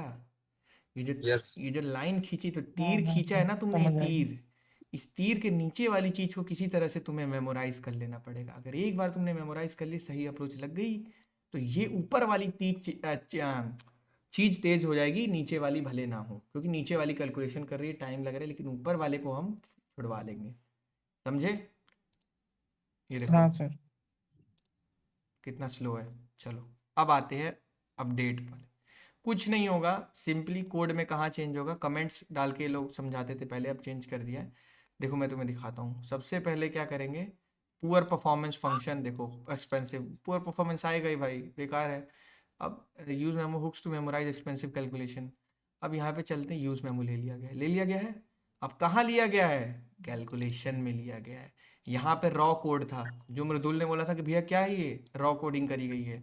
नॉर्मल आपको एक्सपेंसिव कैलकुलेशन को आंख बंद करके कॉल मार दिया गया है। अब इसको ऑप्टिमाइज कैसे किया गया है, रिएक्ट ने एक हुक बना रखा है, यूज मेमो। सिर्फ देखिए सिंपल लगाया गया है, और क्या दिया गया है, डिपेंडेंसी दी गई है। समझ आ रहा है मृदुल और गोविंदा? रोहित भाई हाँ आपको सर। समझ आ रहा है? सेम एक्सपेंसिव हाँ सर कैलकुलेशन फंक्शन को कॉल किया गया रोहित भाई, काउंट रख के कॉल हाँ किया गया है, इसमें कोई छेड़ नहीं है। लेकिन यहाँ ब्रैकेट में क्या दे दिया गया है, काउंट। दैट मीन्स जब काउंट की वैल्यू चेंज होगी तभी ये मतलब फंक्शन कॉल होगा, अदरवाइज ये बेवजह और नहीं कॉल होगा। तो अब मैं आपको एक और क्रिस्प समझाता हूँ। हम ऊपर छेड़ रहे थे, देखो क्यों काउंट लगाया गया, दिमाग लगाया गया है। जब हम ऊपर छेड़ रहे थे तो काउंट थोड़ी ना चेंज हो रहा था, ऊपर जब छेड़ रहे थे काउंट थोड़ी ना चेंज हो रहा था। तो हमने काउंट पे ताला मार दिया। यहाँ पे क्या कर दिया, काउंट पे ताला मार दिया, कि जब तक काउंट की वैल्यू नहीं चेंज होगी ये फंक्शन दोबारा से रिकैलकुलेट या री रेंडर नहीं नहीं होगा। होगा। तो नहीं ये होगा। ये क्या कर दिया आपने, कोड को सही कर दिया। समझ रहे हो? अननेसेसरी कैलकुलेशन री रेंडर को बचा लिया, वेबसाइट अपने आप फास्ट हो जाएगी। यही तो खासियत है रिएक्ट की। अब आ गए यहाँ पे, अब देखो ध्यान से, अब चलते हैं। अब बाकी कोड में कुछ चेंज नहीं हुआ है, जो तुम बोलो ना मृदुल कि कुछ चेंज हो गया है, बस इस एक्सपेंसिव कैलकुलेशन को कॉल करने का तरीका क्या बदल गया है, यूज मेमो लगा दिया है। क्यों? यूज मेमो लगा कि दी। मेमोराइज्ड वैल्यू रखी है भैया, और जब तक काउंट की वैल्यू नहीं चेंज होती, हर्षित यार माइक मत ऑन करो, तुम्हारे माइक से नॉइस आ रही है। जब तक वैल्यू नहीं चेंज होती, जब तक आप मतलब री रेंडर या री कैलकुलेट या फिर मत जाइए उसके पास, आप चुपचाप से जो डेटा दिखा रहे हैं वही दिखाइए, है ना, इग्नोर कर दीजिए उसे। अब देखना ध्यान से, अब चलते हैं। अब इसकी तो स्पीड उतनी की उतनी ही है, आई थिंक सो ये भी तेज हो गया है, नहीं इसकी तो उतनी की उतनी है, बट ऊपर वाले की देख लो पहले, पुरानी वाले की देख लो, ताकि बोलो ना बाद में। एक एक एक ठीक है, अब स्लो इसकी है, देखो, अब ये देखो, ये तेज। देख हाँ रहे हो, सर। ये फायदा है मेरी जान कोडिंग का। कोडिंग को हल्के में मत लिया करो। Library management system, e commerce बनाने से कोई डेवलपर नहीं हो जाता नहीं है। बन गया। ठीक है, यहाँ एआई सबकी जॉब क्यों ले जा रहा है, क्योंकि जो हम बेसिक कोडिंग कर रहे हैं वो मार्केट में हर अगला बंदा कर रहा है। और कहीं ना कहीं कंपनीज, पुरानी घटिया कंपनीज में रहने से भी फर्क पड़ता है। कुछ लोग क्या करते हैं, कंफर्ट जोन में आ जाते हैं। कोई जैसे मान लो कोई पीएचपी स्किल है, लारावेल है, उसी में सीख के बैठे हुए हैं। आगे कुछ कसम खा रखी है कि हम ना रिएक्ट सीखेंगे, ना एंगुलर सीखेंगे, ना व्यू जेस सीखेंगे, नेक्स्ट जेस सीखेंगे, या बैक एंड नोड जेस कुछ भी नहीं सीखेंगे, उसी में घिसते रहेंगे। तो उन लोगों की तो जॉब एआई खाएगा ही ना, खाएगा नहीं खाएगा। अब तुम लोग का एक और क्वेश्चन, एक बच्चे ने बहुत अच्छा पूछा था परसों, कि भैया क्या पुरानी लैंग्वेजेस सीखनी चाहिए, या वो मतलब मैं देखता हूँ मार्केट में ज़िंदा है, कुछ परसेंट आती है, कुछ परसेंट लोग यूज़ कर रहे हैं। That's very clear. मेरे पास काफ़ी सारे क्लाइंट्स आते हैं, मेरे पास अभी राइट नाउ दुबई के 2 क्लाइंट्स हैं, ठीक है, जो हमसे वेबसाइट बनवा रहे हैं, and we have force them to make. वो रिएक्ट में बनवाना चाहते थे, बट हमने नेक्स्ट में बनवाया। क्यों? नेक्स्ट जेस बेटर है, उनको बाद में पता लगेगा। अब क्या है, जितनी भी मार्केट में कंपनीज चल रही हैं या वेबसाइट चल रही हैं, गवर्नमेंट वेबसाइट चल रही हैं, बैंकिंग पोर्टल्स चल रहे हैं, या जितने भी बात करी जाए, वो किस में बने हुए हैं, जावा के ओल्ड फ्रेमवर्क में बने हुए हैं। ठीक है, बात करी हाँ जाए स्प्रिंग में बने, हाइबरनेट में बने, मेवन में बने हैं, या फिर अगर आप बात करोगे तो पाइथन के जेंगो फ्लास्क में भी बने हुए हैं। लेकिन सबसे ज़्यादा पुरानी चीज़ें किस में बनी हुई हैं, डॉट नेट में, सर पीएचपी लारावेल PHP में, जेक्वेरी एजेक्स में। अब इन लोगों को क्या किया जाता है, इन चीज़ों को मेंटेन किया जाता है। दैट्स वाई उन डेवलपरों को कॉल किया जाता है सर्विस नाउ डेवलपर, कि भाई आप सर्विस करिए अब इसकी, ठीक है, आप इसका काम करिए और वेबसाइट में चेंज करिए। और वो कंपनीज ज़्यादातर आजकल क्या कर रही हैं, तुम्हें पता है क्या कर रही हैं आजकल? जितनी भी पुरानी कंपनीज थी हमारी, वो मोस्टली क्या कर रही हैं, अपने जैसे मेरी कोई वेबसाइट है उसको कह रहे हैं कि ये मेरी वर्डप्रेस की वेबसाइट है, ये मेरी शॉपिफाई की वेबसाइट है, घटिया है, आप एक काम करिए इसको रिएक्ट में कन्वर्ट कर दीजिए। तो बंदे क्या करवा रहे हैं, PHP की वेबसाइट को या जो भी जावा की वेबसाइट को, डॉट नेट की वेबसाइट को क्या कर रहे हैं, रिएक्ट में कन्वर्ट करवा रहे हैं, एंगुलर में कन्वर्ट करा रहे हैं। क्यों करवा रहे हैं? क्योंकि उनको तगड़ी परफॉर्मेंस चाहिए। ठीक है, तो अब क्या हो रहा है, एक तो ट्रांजिशन चल रहा है पुराने फ्रेमवर्क से मॉडर्न फ्रेमवर्क्स पे, प्लस जितनी भी जॉब्स हो रही हैं, हायरिंग हो रही है, नए फ्रेमवर्क्स की हो रही हैं। तो इस वजह से लोग उसको नाम दे रहे हैं कि AI जॉब ले जा रहा है। AI जॉब नहीं ले जा रहा है, AI बेसिकली ये कर रहा है कि 10 लोग जहाँ काम करा करते थे एक कंपनी में और 1-2 लोग गोली मारा करते थे, मतलब गोली की ड्यूटी बना लेते थे कि हमने ये कर लिया वो कर लिया, अब उन लोगों का काम AI कर दे रहा है। तो पहले 10 लोग काम करते थे, अब 7 लोग काम कर रहे हैं। समझ रहे हो? मतलब अगर रॉ तरीके से ये मान के चलो रोहित भाई कि अगर मैं पहले एक बंदे का काम करता था तो अब मैं 1.5 बंदे का काम कर पाता हूँ। समझ पाए इस चीज़ को कि नहीं? तो इस वजह से आजकल के जो फ्रेशर हैं वो स्किल्स लेवल को मैच नहीं कर पाते हैं, इसीलिए उनकी जॉब नहीं लग पा रही है, क्योंकि उनके माइंड में ये डाल दिया गया है कि C++ कर लोगे तो तुम्हारी ज़िंदगी सेट है। बट ऐसा नहीं है। अगर C++ करने से जॉब लग जाती तो मैं बेवकूफ़ थोड़ी था यार, इतना बड़ा रोड मैप बना के बैठा हूँ तुम लोगों के लिए। ठीक है, मैं बेवकूफ़ थोड़ी था ये इतना बड़ा रोड मैप बना के बैठता। या फिर अगर चलो तुम्हें C++ भी लग रहा है, अगर उस रास्ते में भी जाना चाहते हो तो ये वाली चीज़ देख लो तुम, जावा प्लस DSA का हमारा है, इसकी देख लो, इतनी सारी चीज़ें करनी पड़ेंगी, करो। तो इतना आसान नहीं है यार, मतलब थोड़ा सा मतलब चीज़ें अपनी अप्रोच चेंज करो।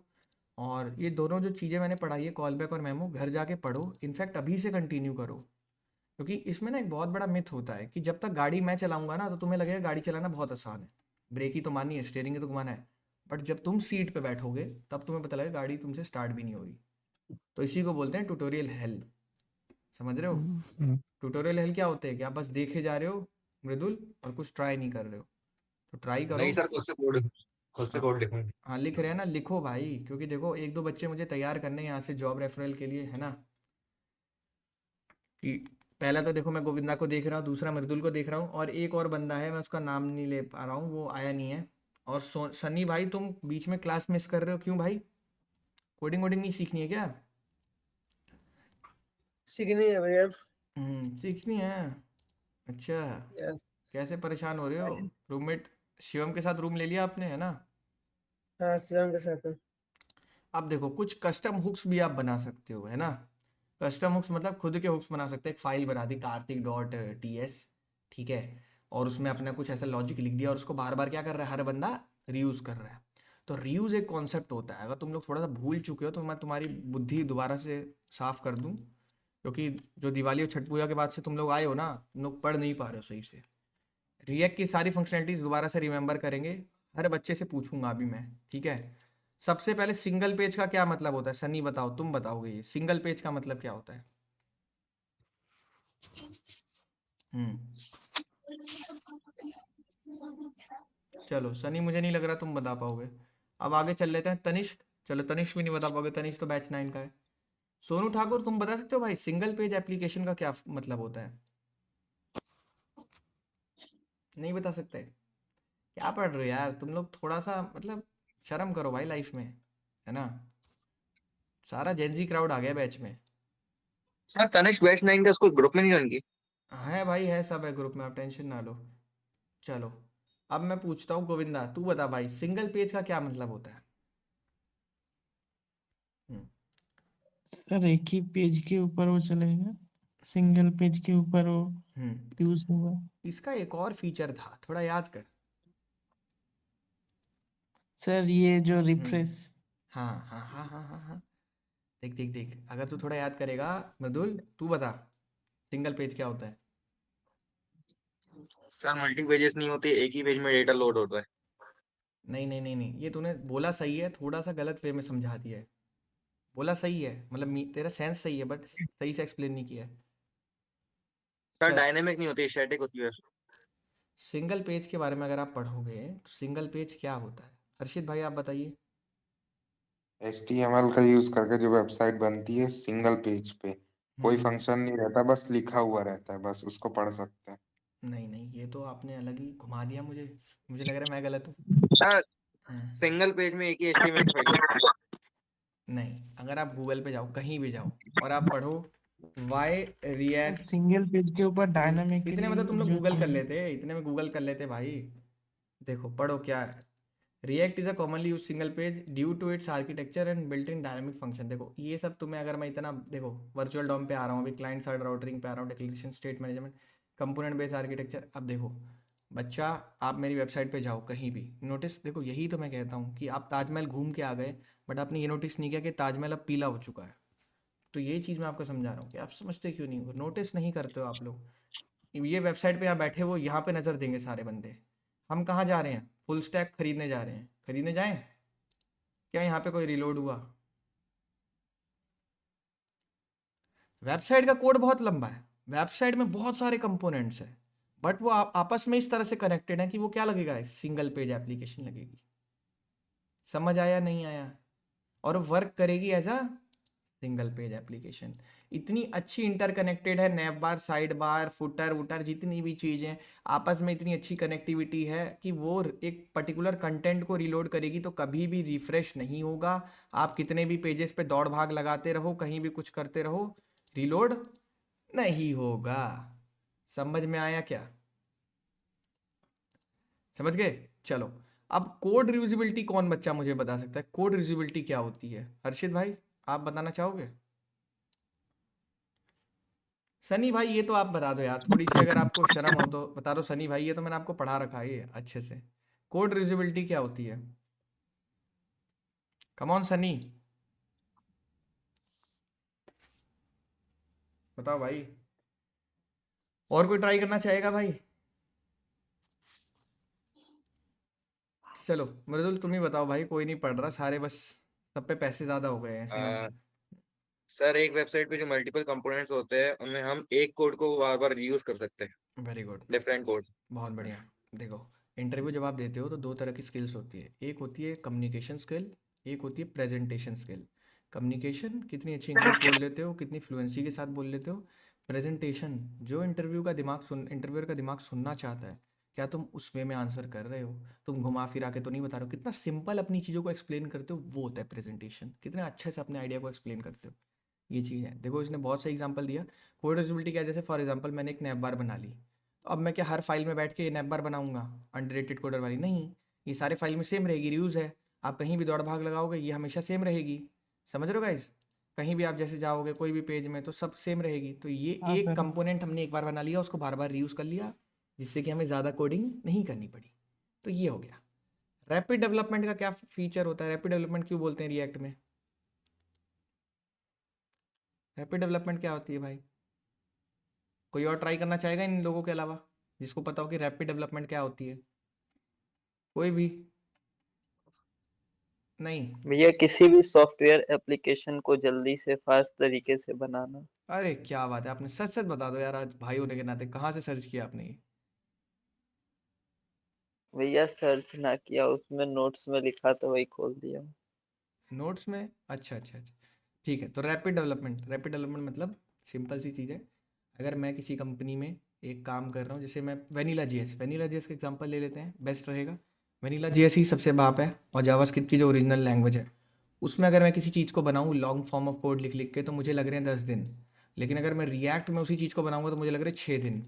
तो रिएक्ट फास्ट हुई नहीं हुई। तो रिएक्ट में आप क्या कर सकते हैं? रैपिड डेवलपमेंट कर सकते हैं। ये हमने एक डमी प्रोजेक्ट बनाया है, लेकिन हमें इतना अच्छा फाइल स्ट्रक्चर मिला है, इतनी सारी फाइल्स मिली है बनी बनाए, और हम क्या कर रहे हैं? इन सारी फाइल्स को रीयूज़ कर रहे हैं। समझ रहे हो? तो उस तरह से बना बनाया सेटअप मिलता है। JSX HTML है रिएक्ट का सबसे बड़ा फीचर, जिसको मैं मानता हूँ रिएक्ट का सबसे बड़ा फीचर है। क्या है इसका मतलब? ये कौन बताएगा? सर मैं बता सकता हाँ तुम तो बता सकते हो, और कोई? यही दिक्कत है ना, क्लास तो मैं सबको पढ़ाता हूँ, लेकिन बच्चे बस ऐसे ही आते हैं, है ना, इंस्टा पे स्टोरी लगाने के लिए कि अंडररेटेड कोडर की क्लास करी हमने आज। क्यों? और कोई बच्चा है? नटवर चौधरी चंद्रकांत तुम बताओ भाई, तुम तो पढ़ रहे हो, तुम क्यों नहीं बता रहे? जब भी मैं तुमसे पूछता हूँ चंद्रकांता कोई डाउट, कहता फर्स्ट ईयर का रोड मैप बता दो। अरे भाई इतने दिन से पढ़ रहे हो। चंद्रकांता बताओ भाई, जल्दी बताओ, JSX HTML क्या होता है?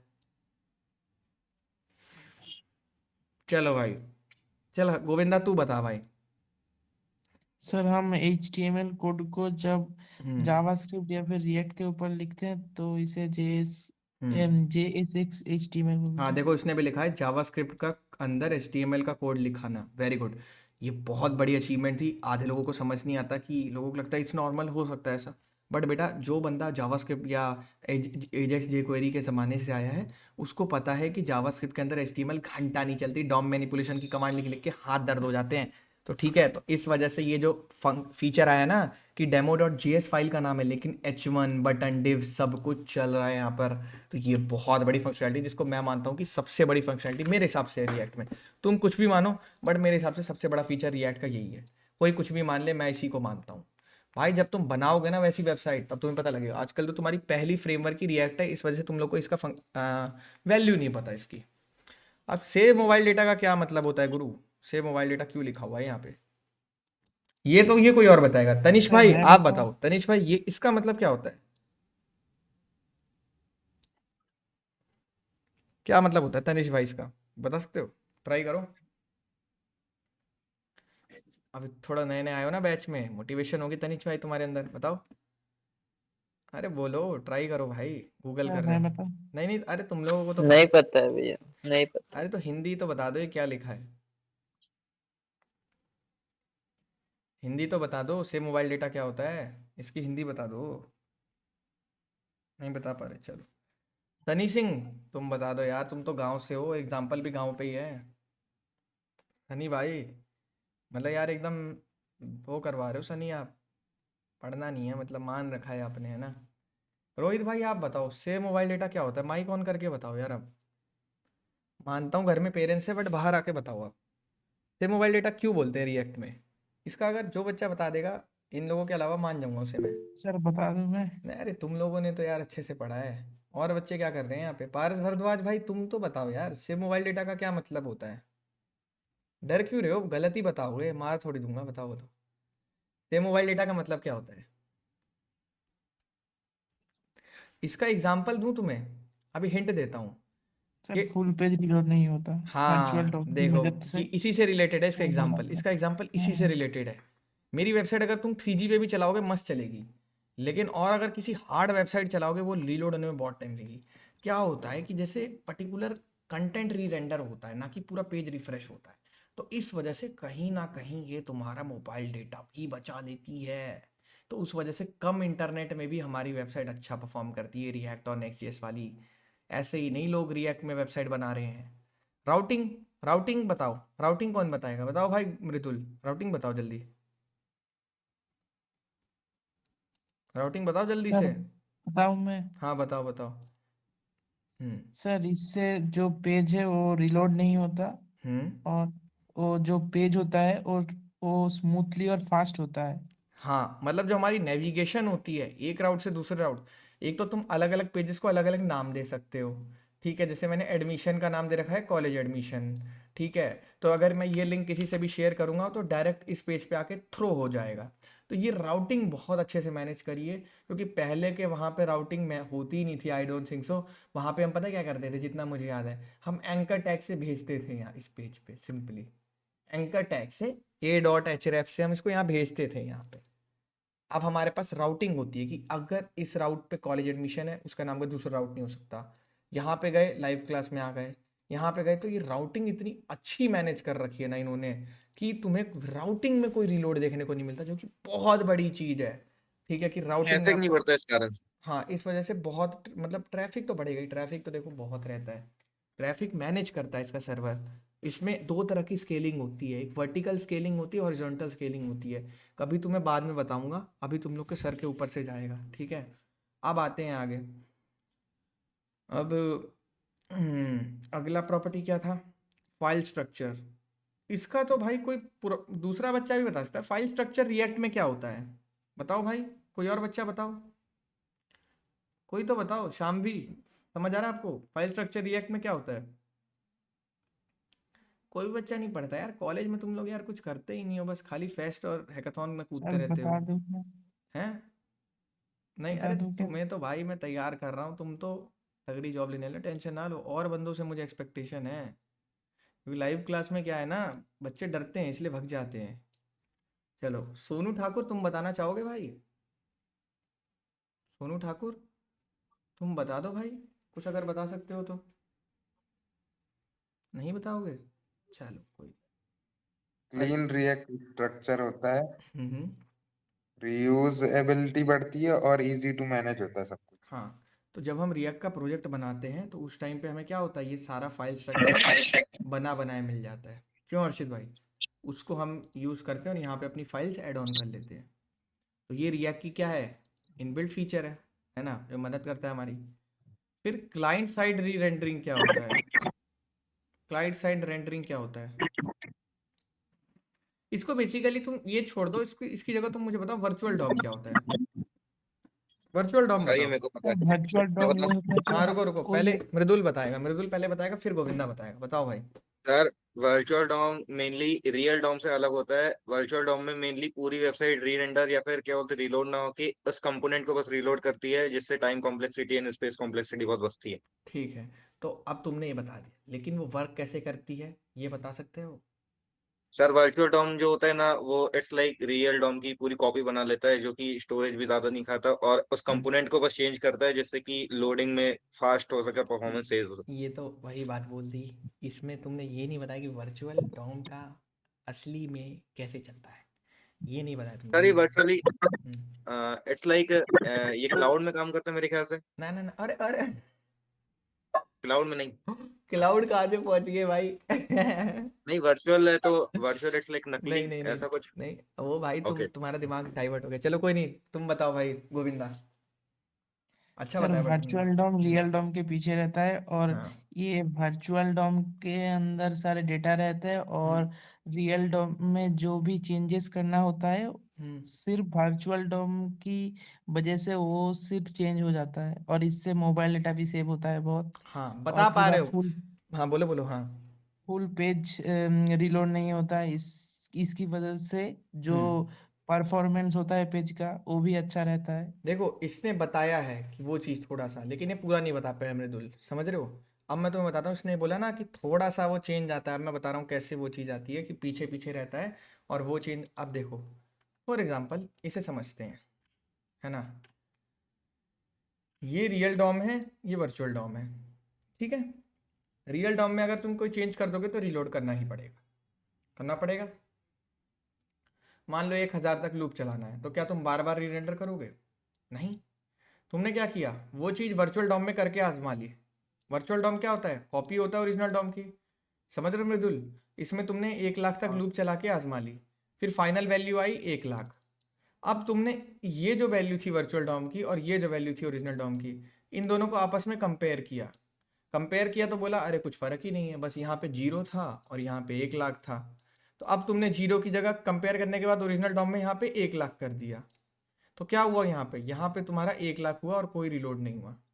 तो कहने का मतलब, हम पहले जो भी कोड चेंजेस करने होते हैं, जो भी प्रोसेसिंग करनी होती है, किस में करते हैं? वर्चुअल डॉम में। वर्चुअल डॉम और जब करके सेटिस्फाई हो जाते हैं, तय हो जाते हैं, फिर वर्चुअल डॉम को ओरिजिनल डॉम से कंपेयर करते हैं। जब कंपेयर करने के बाद हमें पता लगता है कि अरे ये तो बस इतना सा चेंज था, तो ये चेंज उठा के ओरिजिनल डॉम में डाल देते हैं, तो इसीलिए तुम्हें कोई रिलोड नहीं देखने को मिलता है। तो ये होता है कॉन्सेप्ट कि पहले वर्चुअल डॉम में काम होता है, सारा काम हो जाता है, उसके बाद दोनों शीटों को कंपेयर किया जाता है, दोनों लेयरों को। इनके बीच में जो मिनिमल चेंजेस होते हैं वो अडेप्ट कर दिए जाते हैं ओरिजिनल डॉम में। ये डेफिनेशन पढ़ लेना। इट्स लाइक सर हम्म। उसमें हमने पहले टेस्ट कर लिया, फिर उसके बाद ये देखो, कंपेयर करके उसमें चला दिया। जावास्क्रिप्ट का पूछा जाने वाला क्वेश्चन है, रिएक्ट का, बहुत important. React uses a virtual DOM which is light weight representation of the actual DOM, ठीक है, कॉपी है। When the application state changes, React first updates the virtual DOM and then efficiently calculate the minimal changes needed to update on the real DOM. क्या करता है React? Calculate करता है पहले virtual DOM में, updates real DOM, virtual DOM first, then minimal in the sense कि ये जो छोटा सा चेंज है उठा के हटा। यही चीज समझाइए। तो किसी को भी एक्सप्लेन कर सकते हो आप वर्चुअल डॉम कि क्या होता है? हाँ सर। बहुत इंपॉर्टेंट क्वेश्चन है। कोई भी इंटरव्यू लेगा, प्रॉमिसेस पूछेगा, सिंक अवेट पूछेगा, रिएक्ट के बारे में पूछेगा, छोटा मोटा हुक्स पूछेगा, वर्चुअल डॉम पूछेगा, रिएक्ट की लाइफ साइकिल पूछेगा, why React is better than Angular पूछेगा, और रिएक्ट में क्या फ़र्क है, नेक्स्ट जेएस में क्या फ़र्क है, रिएक्ट का लेटेस्ट वर्जन क्या है, लेटेस्ट वर्जन में क्या क्या फीचर हैं, वाई, और ये पूछेगा क्रिएट माई रिएक्ट ऐप क्यों बंद हो गया है, वो वाइट पे लोग क्यों इस्तेमाल कर रहे हैं। बहुत सारे लेटेस्ट क्वेश्चंस पूछेगा। तो वर्चुअल डॉम उनमें से एक पार्ट है। ध्यान रखना, बाद में मत बोलना भैया आप इंटरव्यू क्वेश्चंस नहीं बताते हो। यहीं पे सारी चीज़ें बता रहा हूँ तुम्हें, ठीक है। वर्चुअल डॉम पूछेगा ही पूछेगा, समझ रहे हो। तो इसीलिए कहता हूँ बेटा थोड़ा सा इंडस्ट्रियल लेवल नॉलेज ले लो, अभी भी टाइम है, बच जाओगे अभी भी, ठीक है। अब ये करो, उसके बाद जैसे यहाँ पे चलते हैं। अब रिएक्ट का सिलेबस में देखो अभी तो बहुत सारी चीज़ें रह रही हैं, बट मैं तुम्हें चाहूँगा कि थोड़ा सा मैं स्किप करूँ। देखो जैसे राउटिंग तुम्हें कल पढ़ाऊंगा, मेमो मैंने तुम्हें आज पढ़ा दिया है, ठीक है। जो रिएक्ट डॉट मेमो ये वैसे अलग होता है, ये अलग से मैं तुम्हें बताऊंगा ये कैसे होता है। कस्टम हुक्स मैंने तुम्हें बता दी, जैसे खुद के अगर कस्टम हुक्स बनाने हो। यूज़ कंटेक्स्ट हम पढ़ चुके हैं, यूज़ इफेक्ट पढ़ चुके हैं, यूज़र एफ पढ़ चुके हैं। इवेंट्स कल बताऊंगा। इवेंट्स वही है यार, कीबोर्ड माउस से तुम कुछ भी करते हो रिएक्ट में तो वो एज ए इवेंट काउंट होता है, ठीक है। रेंडर प्रॉप्स बताऊंगा, ठीक है। प्रॉप्स बेसिकली जब बता रखा है, प्रॉप्स देखो यहाँ ऑलरेडी होगा। प्रॉप्स वही है कि एक फंक्शन से दूसरे फंक्शन पे वैल्यू पास करनी होती है। जैसे नैपबार से फुटर पे अगर मुझे कोई वैल्यू पास करनी है तो मैं प्रॉप्स के थ्रू पास करता हूँ, है ना। हाई ऑर्डर कंपोनेंट बताऊंगा। परफॉर्मेंस देखो मैं तुम्हें साथ ही साथ परफॉर्मेंस बताते चल रहा हूँ नहीं चल रहा हूँ। तुम कल को बोलो कि भाई यहाँ बच्चों का कोर्स चल रहा है, तो परफॉर्मेंस पहले साथ ही साथ बताते हुए चल रहा हूँ कहाँ इंप्रूव करनी है। कोड स्प्लिटिंग एक ऐसी टेक्निक है मृदुल, ध्यान से समझियो। कोड स्प्लिटिंग क्या होती है।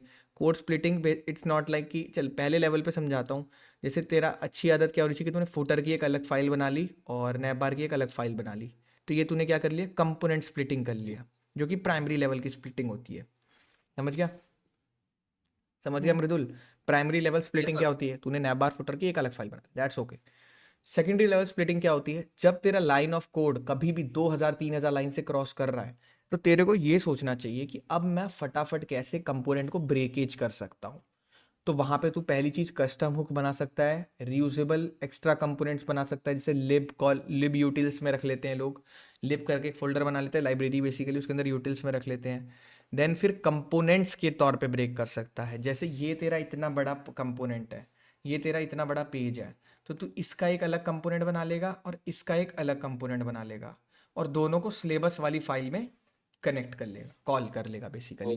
जैसे हम इसको ओके नहीं कॉल करते, देख जैसे इसको लास्ट में कॉल करते हैं ऐप को, ऐसे तू इकट्ठा दो फंक्शन को कॉल कर लेगा। जैसे देख मैंने यहाँ पे कॉल किया था index.js में, ये देख यहाँ पे नहीं कॉल करते थे हम, ये देख ये वाली चीज़ यहाँ पे हम कॉल करते थे। देख एक साथ 4 फंक्शन को, सॉरी एक साथ तूने क्या किया, सबको कॉल कर लिया। ये हो क्यों नहीं रहे, अच्छा ये ठीक है। तो ये क्या किया, एक साथ 4 कॉल कर लेगा, तो एक एक में क्या होगा, तेरा लेफ्ट वाला बंदा आ जाएगा, एक में राइट वाला बंदा आ जाएगा। तो ये होती है तुम्हारी कंपोनेंट ब्रेकिंग, समझ गए।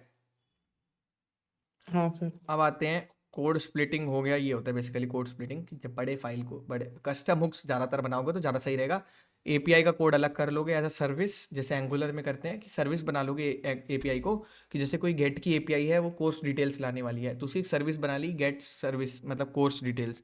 तो वो सर्विस को तुम रीयूज़ कर सकते हो, मतलब सेम एपीआई का कोड बार बार ना लिख के उसको तुम एज अ सर्विस बना के रीयूज़ कर सकते हो, ठीक है। अब आते हैं रेंडर प्रॉप्स। रेंडर प्रॉप्स क्या होते हैं ये मैं तुम्हें कल बताऊंगा। फ्रेगमेंट्स यार सो सिंपल। फ्रेगमेंट्स क्या होता है, जैसे मैं तेरे को एक चीज़ बताता हूँ मृदुल, बहुत तगड़ी चीज़, कि रिएक्ट में जो फंक्शन बेस्ड कोडिंग होती है, तो कोई भी जो तेरा फंक्शन होता है वो बस एक ही बार चलता है, समझ रहे हो, यस और नो। एक फंक्शन तेरा हाँ। एक ही बार रिटर्न करेगा वैल्यू, ये नहीं करेगा कि तेरी 100 वैल्यू रिटर्न कर रहा है लूप में, नहीं, एक फंक्शन एक ही वैल्यू रिटर्न करता है। अब दिक्कत यहाँ क्या आ जाती है मृदुल, कि एक फंक्शन एक ही वैल्यू रिटर्न कर रहा है, हमारे पास तो बहुत सारा डेटा है, अब हम क्या करें।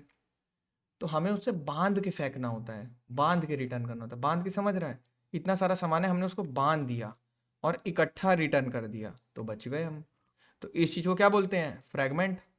यहाँ पे ये क्या होता है, फ्रेगमेंटेशन ही होता है।